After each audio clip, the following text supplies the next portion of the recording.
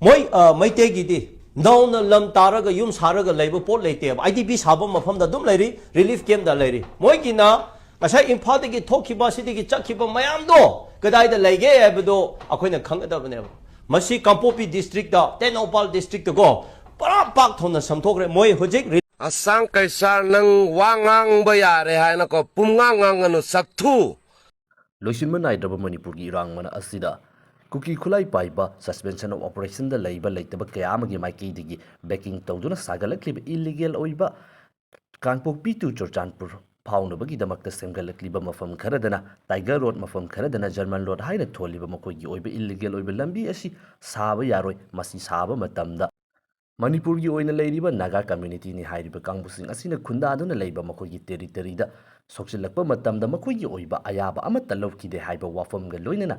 Hauzi Manipur ki thokliba irang asi losinabagi damaktani haiduna India lenga amasu Kuki su group ki kangbusing ga sanariba wari asida makoigi oina leiriba designated camp sing asibu atopa mafam sing da hongdoraknabagi damakta honariba asida Naga sing da khunda adina leiba mafam sing da changsilakpa yaroi haibagi oiba wahau da chatarakliba Naga taba area sing da Kuki sing changhandanabagi damakta Foodin Naga Coordination Committee ki maiki deki chatarakliba shutdown asi numit tare ni henjilakle ngasi su adumak mai pakna chathaba udi mafam kharadadi changsiliba khongjang asi yamna kanbagi oiba mamisu adumak ubo fangli Hauzik Zathariba shutdown gi oiba khongjang manung asida kanagumba miyusingi maikeidigi chana thaknabagi oiba polamsing asi puduna piramba taragidi maduda achauba fainsing thambagi oiba wafamsingsu yut kayamagi maikeidigi lauthorakbagi oiba reportsu adumak thorakli Santi porakpa yaroi makoina pamliba demand adu fangriba fawba insikpa lehaloi haiduna ngaihat leituna fongdokliba Kukizau furupni hairiba kangbu asigi leiriba representative oiriba CS organization sing asigi maikeidigi Lan pamjade ekoidi santi pami ing sikna leisi haiduna amuk fungoktuna makhal makha kyagi oiba manhanbi action sing horakle Remove FNCC ban! Remove FNCC ban! Remove FNCC ban! Remove FNCC ban! FNCC! Down, down! FNCC! Down, down! FNCC! Down, down! We want free passes! We want free passes! We want free passes! We want free passes! Foodin Naga Coordinating Committee ki maikeidigi chathariba banasi yaningde hando u haiduna yamna kana lauduna makoigi lambi pigadabani haiba kholau kaya amaga loinana lambi singda kochat chatpa amu haurakle ngasi Manipur hairiba state asigi oina leiriba irang asi chahi ani henjilaklabanina adukki matik yamna awaba fibam amada loinamak leinare lenga ki maikeidagi su leiriba irang asi loshinduna hanagi punsi mahingda hingaknaba law and order restore tawraknabagi damakta makhal makha kyagi oiba khongthangsing lepa lechana paikhatli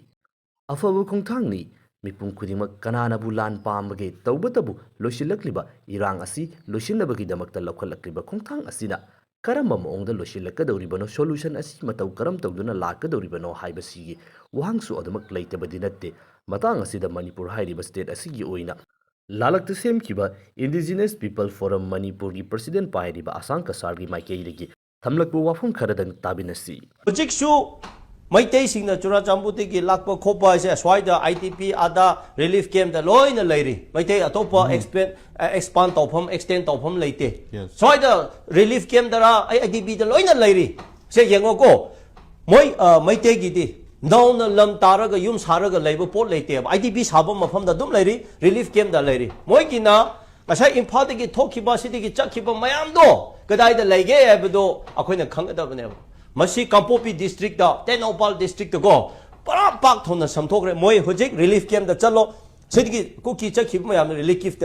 camp da leiba mi yam de IDP da leiba mi yam de adurdi moi du kadai chakre adudigi atopodigi noma nutigi tha khutingi chahi khuting songi Burma da changna pa sing kadai da chakre si expand toriba Kampopi da mil yumla lishing tara kun hena population anoba changna pa sing joji relief camp da leite hairadi Madu kadai da leram madu Naga gi lamda loin cross story bine Naga gi lamda yum anoba sajalaga khun sajalaga torali bine abase si center na yengde akhoi gi state akhoi gi lepa ki min su yengde akhoi Naga na su serious oina laude akhoi maitei na su serious oina laude adu hojik maitei di IDP 的 lay relief 的 lay 还不是找托的不？好了那个 lay 很不样不干的很个的，每的 already 是的个，哎呀，impal 们弄的 building 啥那个 lay 那个，某的个阿妈的个，Burma 的个拉那个 lay 上吧，我啥个 Kuki illegal immigrant 啦 illegal 那得吧，lay 上么样子 lay 不呀？那里kun条，在托起不是？我这个带的 lay 的个 relief 干的。the militia money ki wani ab IDP da adu the relief the lay da ba mi sing do kadai da lay ge se akhoi di madu research to de madu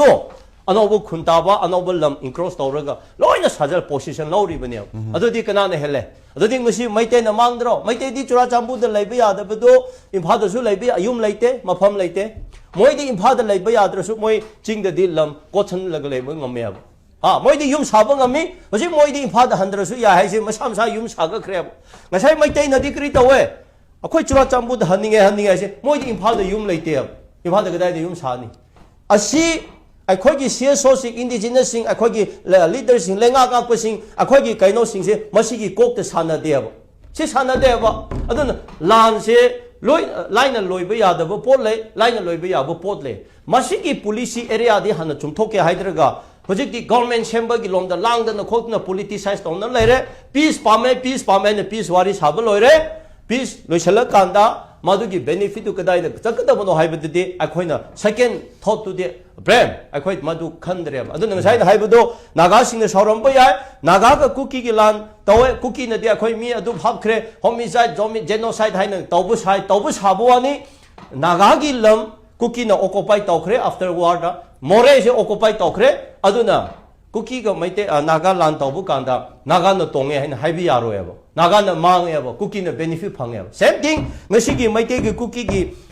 conflict so Kuki na double minus plus point chal le eba maite na minus chal le eba hoji maite sing jora chabu hanba ya da ba sing de punsi chum na dum halaro eba moi di impha da lak ter su ya eba maram di foothills area aduga khara anak pa sing moi na loina question khre ba maite na su ma du amu thukai ba ngamdre government na su ngamde incross su ngamde moi hoji kai themam be se nak na bisempur da ja si leir se moi di hongde na no maite di more da leiram ba totally adum tan thoina chura jambu leiba totally tan thoina kampo pi da leiba tan thoina moi di impha da leitre su yare na maram di impha lam do yes habne adu moi di halaraga moi gi yum saba khun taba ngami maite di adi thorapa sing se da lekai sem ba ngamde na lam gadai da leire sem gani na na hoje sangama ma lam pi ayu kan da pi gadro sini aduna plus minus to mo khoina thina plus chale na khoina minus chale naga ga Kuki matam da su Kuki na plus point ni naga na minus point ni adu akhoi gi mi na masi phaw da phap ta de